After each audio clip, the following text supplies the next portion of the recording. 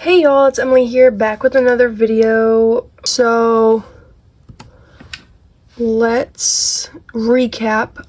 Last episode I ended up going through all of these rules. We're starting back in this doc because last episode I wanted to save a part for another video that will make sense in this video because we're going to go over it.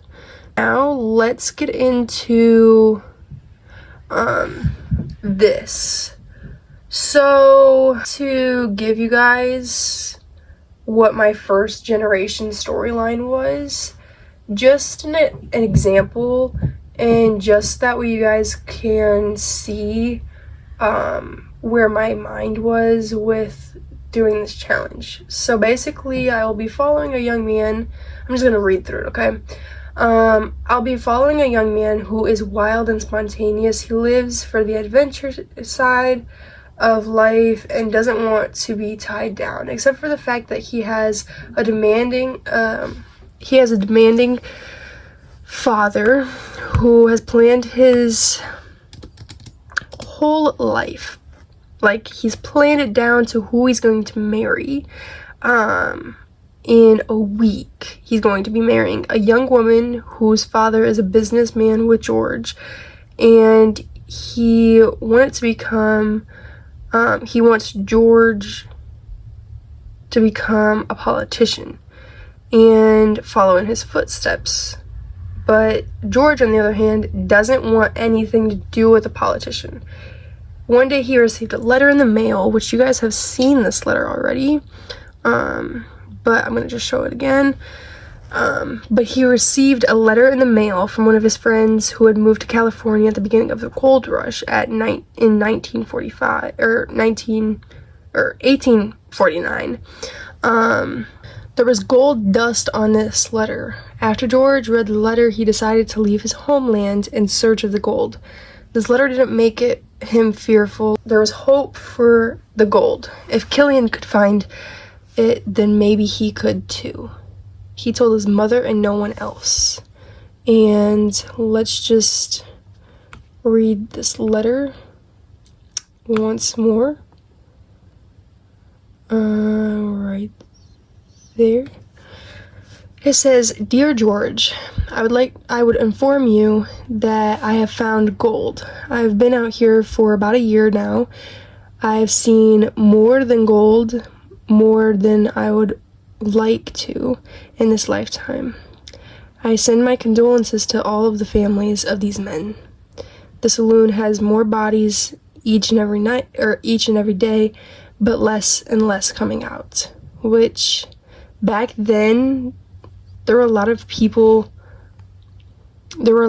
going into the gold, or the saloons during the gold rush, but they would either get angry that they were losing over poker, or there would just be bar fights, and a lot of them died during that time just for being in the saloon, not even for dying from a disease or something like that. They were dying because their other people were just taking their lives.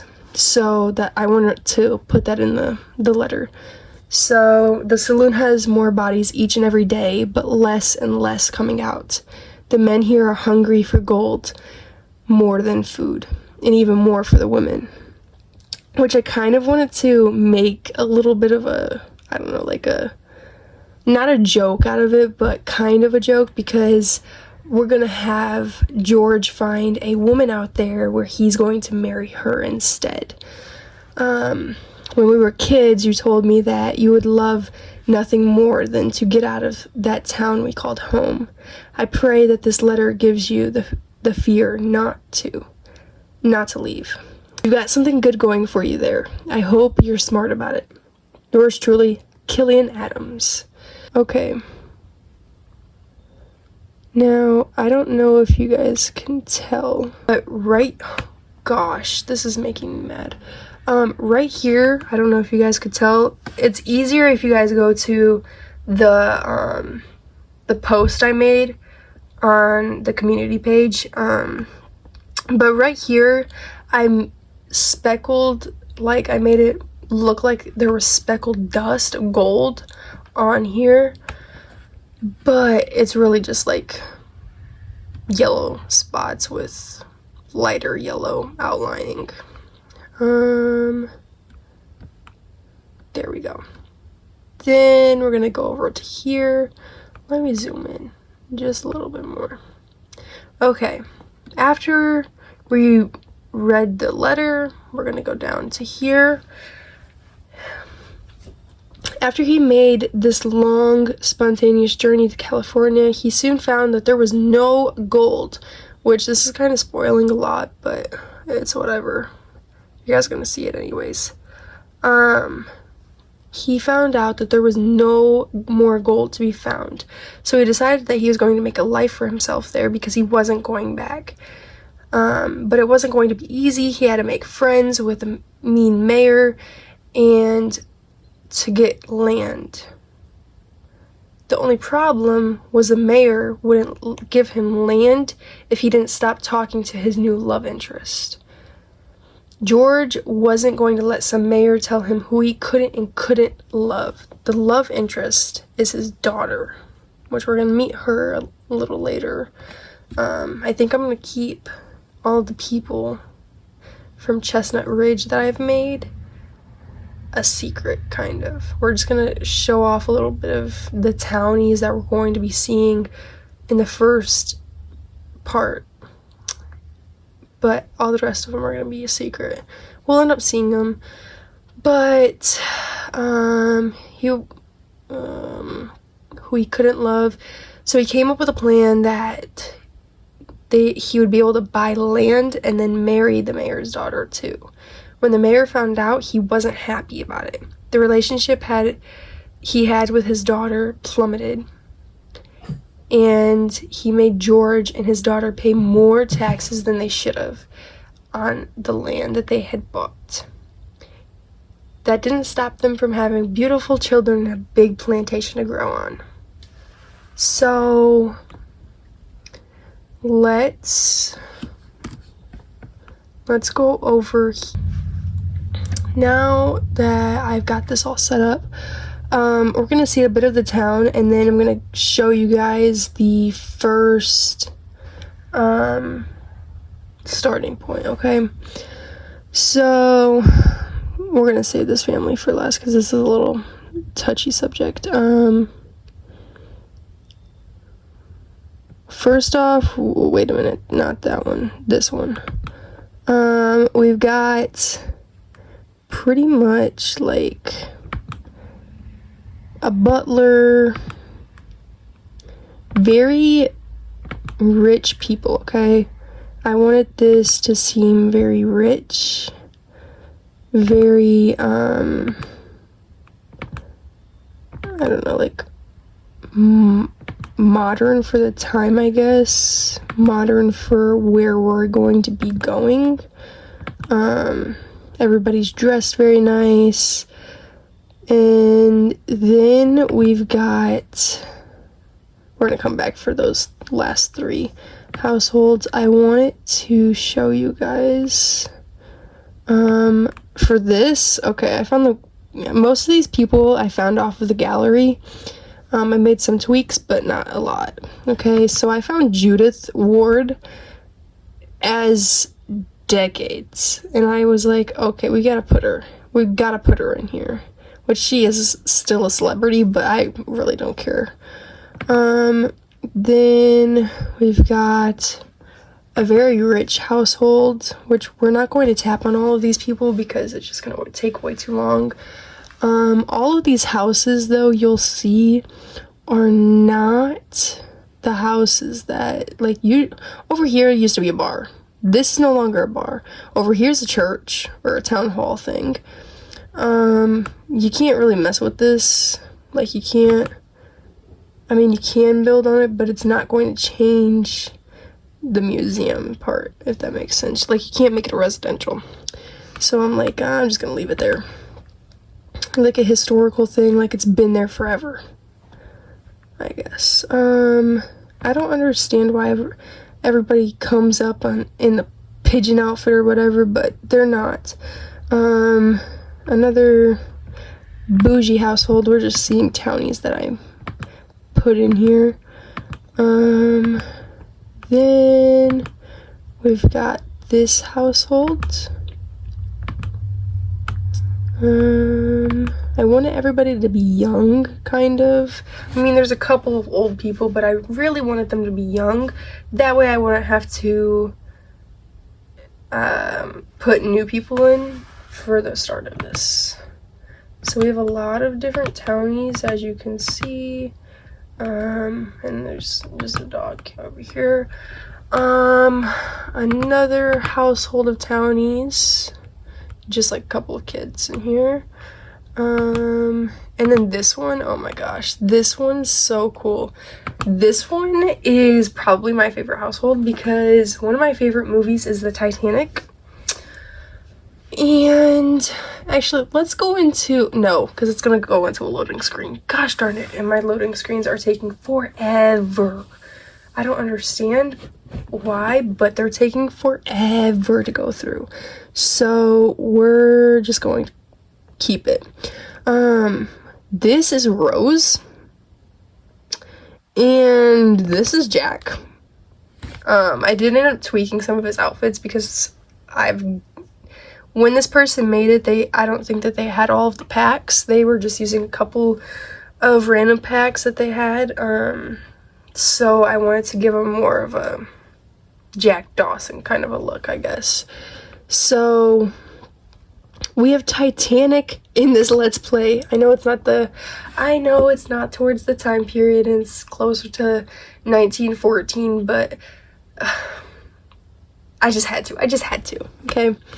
I saw them and I was like, I don't care what time period it is, I'm putting them in.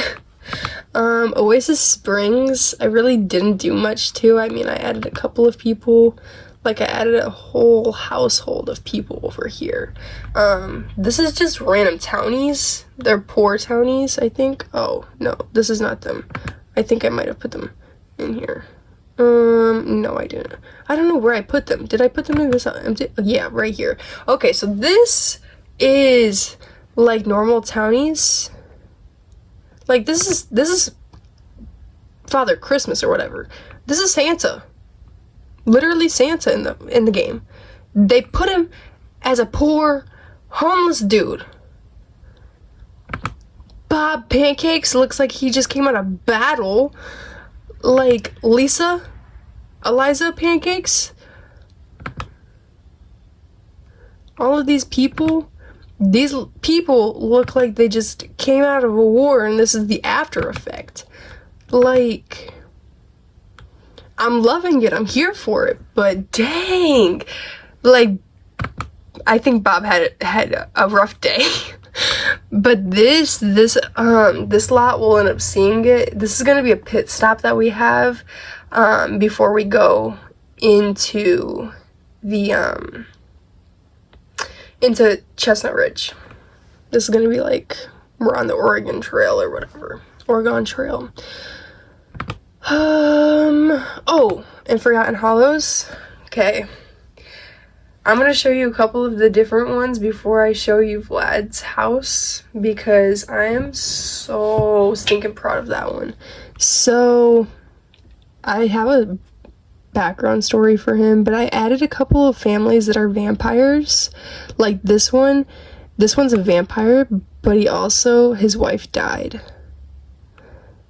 And then he like lives with the ghost. And then here's like a whole line of vampires.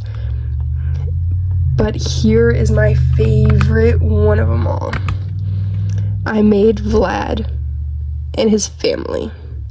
This is his mom. This is his dad. This is his brother. This is his wife. Yeah, Vlad has a wife in this. And then here's Vlad as a child.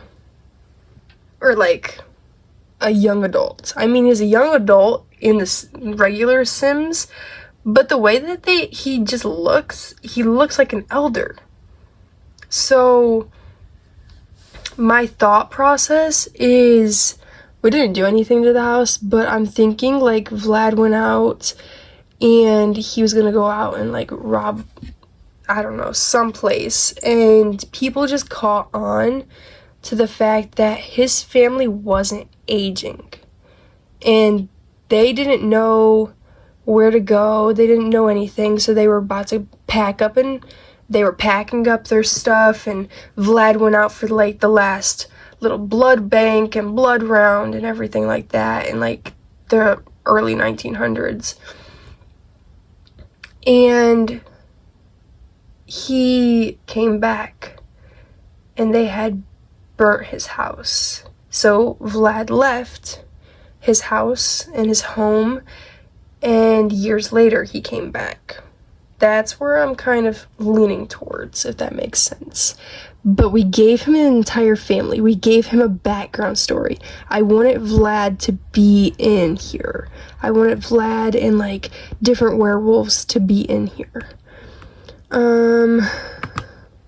Then we have, go over to this one. No, not that. Maybe this one? Yeah, okay, we kept this household. We just kept them. We made them a little bit more realistic to the time. Like, we made him a little bit more realistic to the time. We gave him a better, better vintage look. I didn't change any of their traits because we're not going to be playing with them, so I really don't care about their traits. But I wanted them to still have, like, a werewolf area, and I kept it so werewolves stay in Moonwoodville. I think we ended up putting a couple of things in here. Yeah, we kept the Scotts because I like the storyline of them owning the bar. We put some random Sims in here too. Like this household right here, this is from City Living or whatever. I just found them on the gallery, and they're like, I don't know, like to the time period, I guess. So I was like, okay, why not? We're not showing them. I think that might be everybody. Yeah, I don't think I added anybody to here.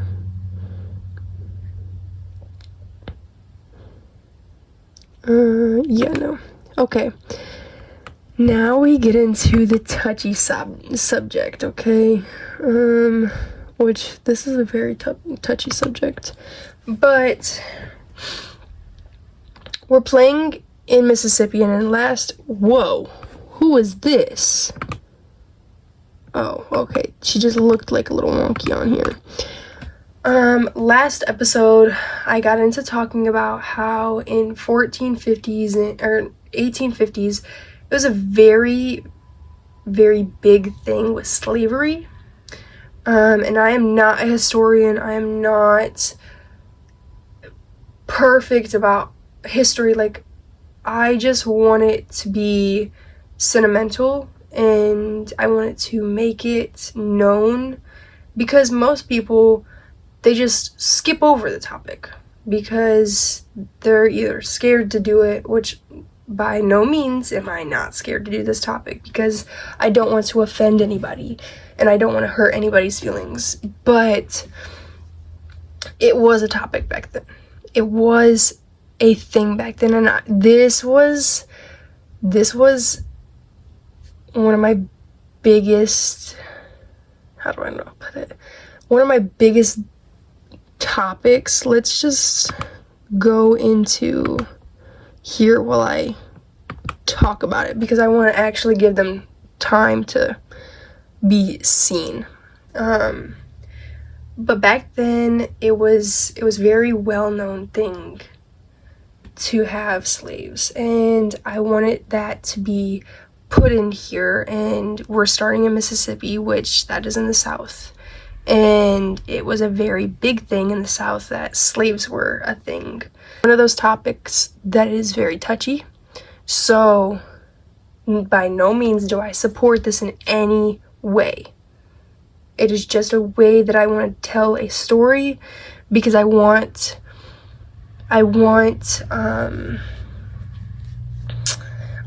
to have this story be told in a way that is, I guess, honoring them, if that's the correct word I want to use, those that lived back then during this time period. So I want this child, which you guys can see him in green,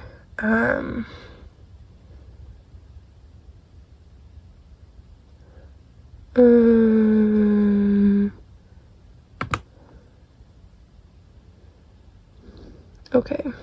I looked up, we're gonna start with him. I looked up an African name that means hope. And the first I looked up male names in Africa that means hope. And Bakari was the first one. So that's what we named him. And this sim, I want him to meet at some point George, which is our main, or I want him to meet some of these people down the line, okay? I want him to meet these people because I want him to know Bakari. And I want him, I don't know if I'm pronouncing this name right, and I'm so sorry if I'm butchering it, but I just put it in there because it means hope. And I want him to meet Bakari, because I want him to age up, and then I want him to go to the West and become a free person. I want him to become somebody that owns land. I want him to have a family. I want him to have all of that. And I want him to see George after he's married and after he has all of his family and after all of that. I want him to see that he lived throughout and survived slavery. Like, I want him to be able to see that. So let's just go throughout the lines. So here is him.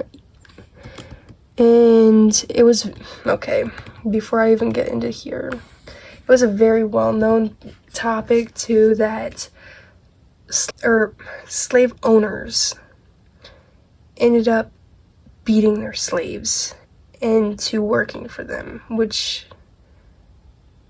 is awful, but it happened. So I used some scars and I used some details on their face, on their body, to make it seem like they've been through slavery, if that makes sense. So I gave them some clothes, and all of my Sims have the same clothes outfit for every outfit.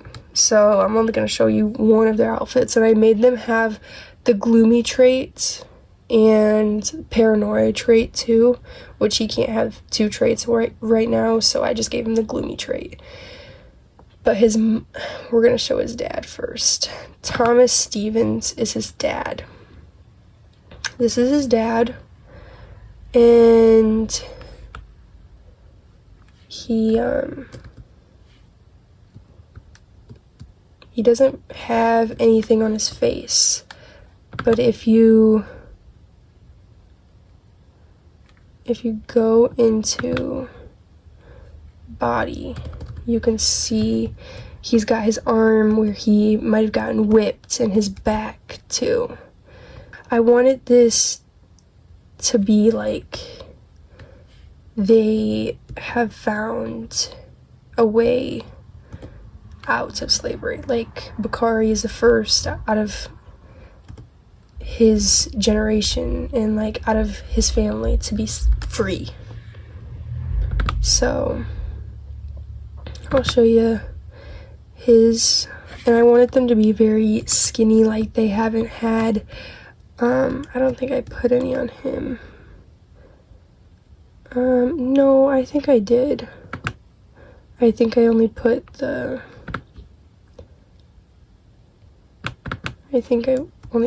I don't know if those saved. but we're gonna put those ones on him. But I wanted them to seem like they weren't eating that much. And now his mother is one of the ones that I made more beaten looking, because it was in all of the movies that I've seen and all of the videos that I've watched and all of the books I've read, it's more predominant that the women ended up being subjects and not a person. So I wanted that to be well seen in this, I guess.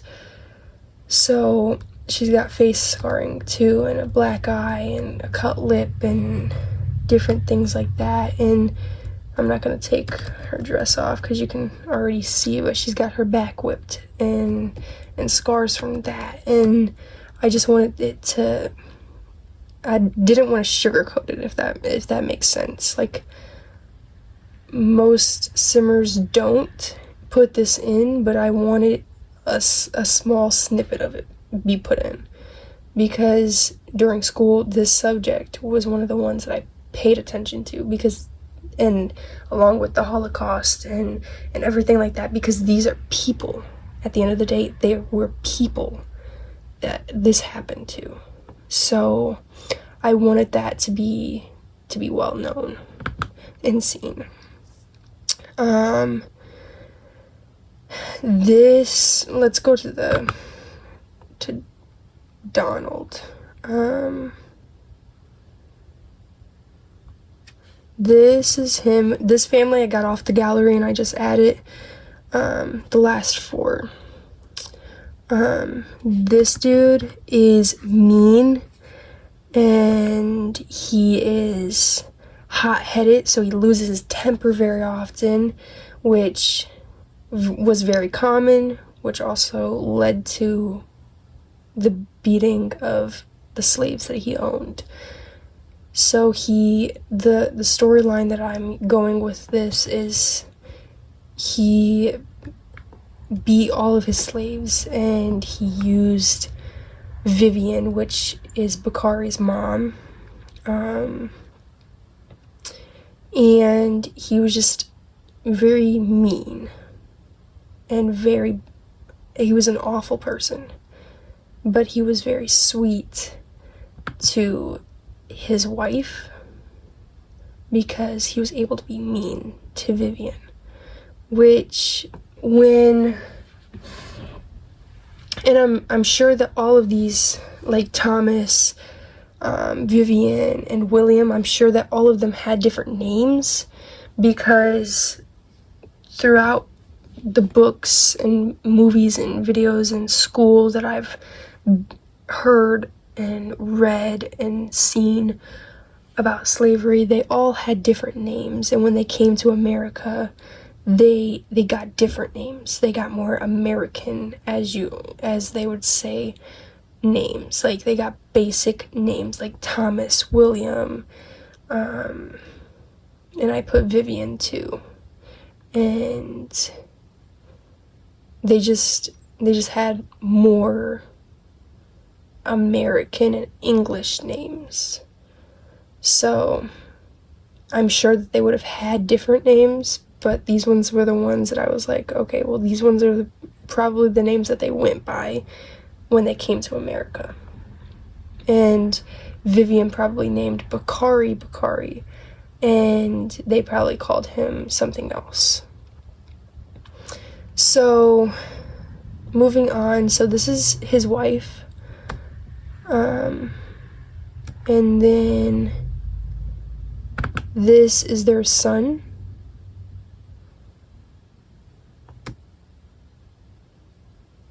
And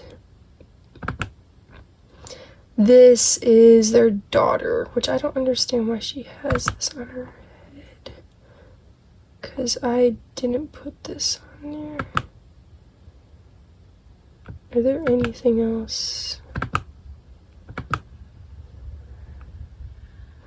Okay.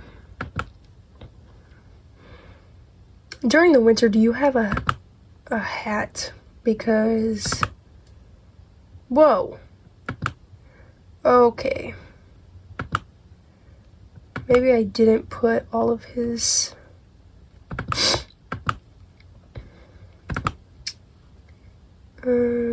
Okay. Let's just leave it at that. So here's the family that George is going to end up meeting at some point with his dad, maybe, and he's going to go out back and he's going to see them working on the fields, and he's going to see Bakari sitting there, and Bakari's going to, like, I don't know, like, squint, or not squint, jump a little and be skittish to him because he knows Donald as a unfriendly and bad person. So he's gonna flinch at George being back there and him not doing anything and just sitting down for once and just relaxing. And George isn't going to say anything to him, and he's just going to walk back inside. And Bakari's going to run away, thinking, oh my god, he's going to tell Donald, and he's gonna come out and beat me. But George never did that. Never would have done that, because that's not who George is. So let's, oh shoot, I think we might have just pressed play and we're gonna load into their house. Oh, okay. Let's go into here. Is this the house? I think this is the house that we just went into. This, okay, let me go into here, while I talk about them a little bit. These are the Sims that, we're going to say that Henry, George's dad, our main character's dad, has a business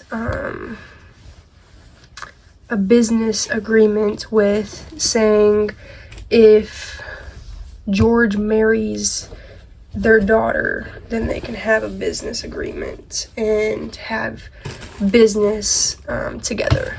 So this is Edward Ravenwood, which, if you can see, the Ravenwood is the name of the town we are living in. These are the most wealthiest people. I try to make them the most wealthiest people in the town.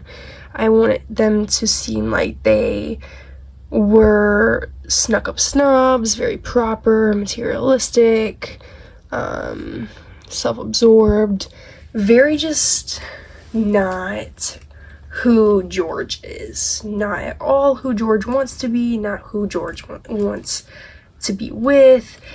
The first time that I had this whole family meet the Ravenwood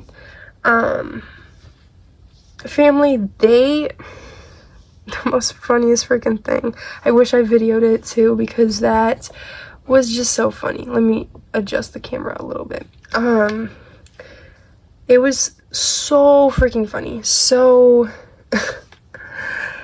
I had them knock on the door and they walked in. The moment they walked in and they met everybody, they got bored. Like, they got bored. Like, George was the first to get bored, and I thought that was hilarious. But then it was George's mom. And then it was Henry, George's dad. And they just all got bored.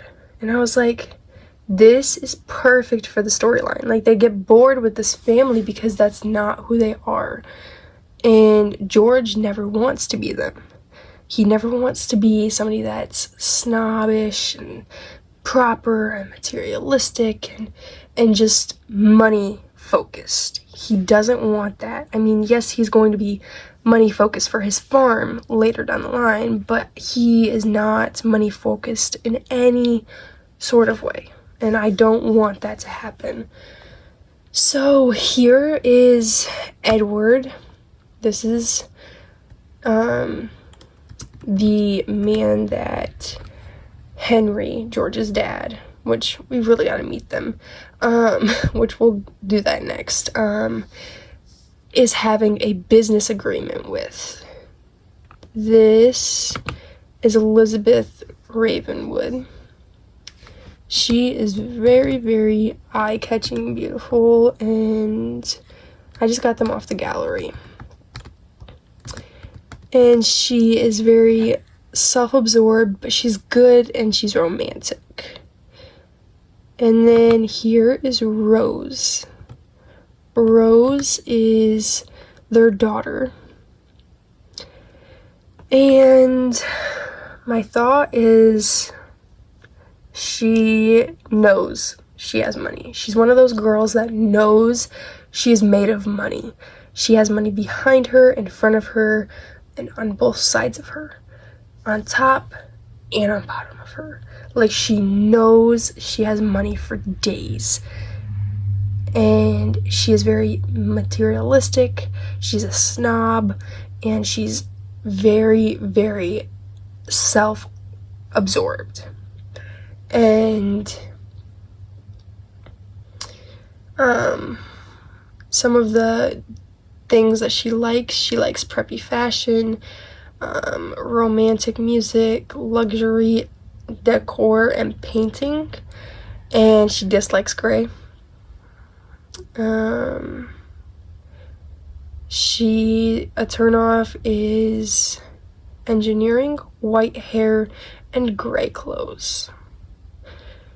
She is just not, she wears pink. She is very, very materialistic. That's the whole vibe of this family. And I know that I keep on saying materialistic, but that is the vibe that I got from them. And I was like, I need her to be everything that George doesn't want. But we're just gonna go to Browning. So this is Henry, which you guys have heard me say, but let's take his hat off really quick. This is Henry, just to see his face a little bit more. I gave him a really, like, clean look. And then here's his little outfit. Not much to him. I made him a hot-headed because he's going the way that I want, I guess you could say the way that I want this storyline to go out as is that Henry just doesn't see eye to eye with George. He never has. He probably never will. He never really listens to George.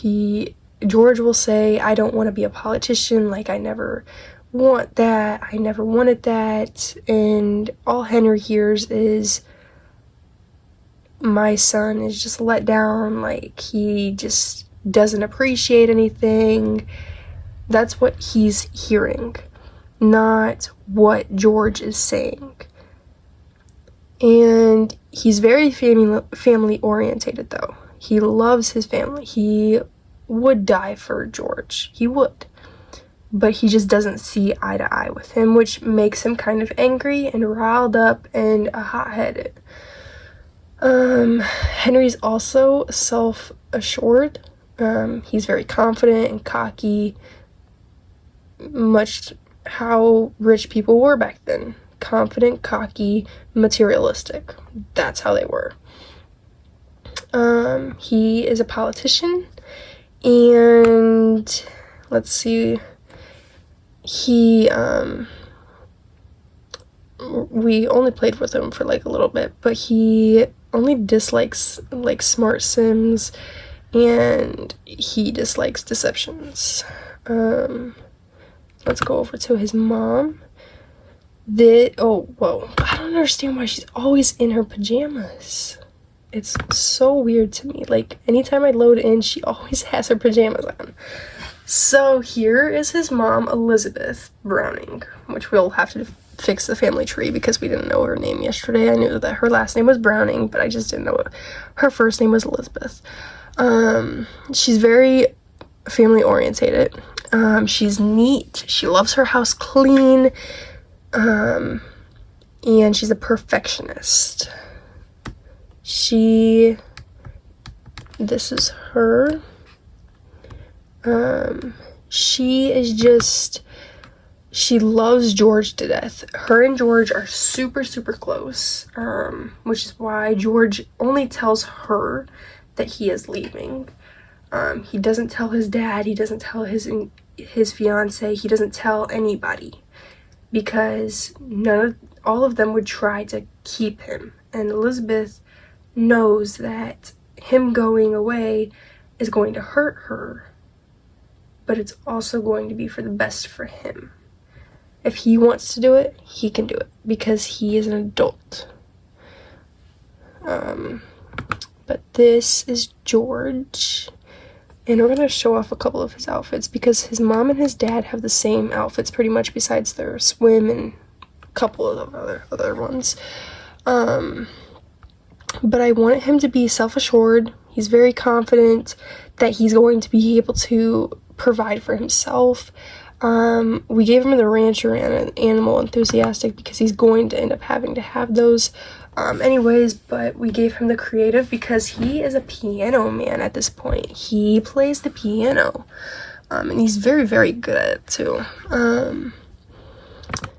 But here's our little cutie. He is very handsome. I gave him a little slick back kind of, and a very not clean but clean beard, if it makes sense. Back then it was very common to just have a mustache, but with George he has a beard kind of growing in. And here's his everyday outfit that he lives in while he's staying at his parents' house. And then here's another little outfit that he has with staying with them. And this outfit we're probably going to keep when we go to the Wild West. We're probably not going to keep this outfit because it's very rich looking, and he's just not that. When he goes there, he's very poor. But on the way to the Wild West, we ended up saying, well, maybe he got hot traveling and he took off his vest and his hair got all messy and everything, so there's that. And then we have a ranch little outfit, and then we've got another one. Here's his formal. Here's his... Oh, I don't understand why they always have the most randomest things on them. Here is his athletic wear, his sleep, and his party. I'm thinking like when he's in the Wild West, he's just like partying it up, and at the beginning, and he's just going to the saloon, and he takes a little bit of his money, but he's just gambling it away. So by the time that he gets his land, he barely has anything left. Here's his swim. His hot weather has a couple of different outfits. I really like this overall look. You'll see it probably on a couple of my Sims, but I really like having the overalls with them tucked down. Like they'll have either a shirt underneath it where they just took the overalls down, or they'll just have no shirt. And then here's his winter wear, which right now we're in the winter, so that's why I gave him this little outfit too. But usually he'll just have this. But this is George, and this is going to be our main character for right now. So let's zoom in on him again.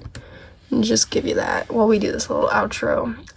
But I do hope that you guys all enjoyed this video, and but I want to thank you guys all again for tuning in today, and I can't wait to start playing, and hopefully we'll probably start playing next episode.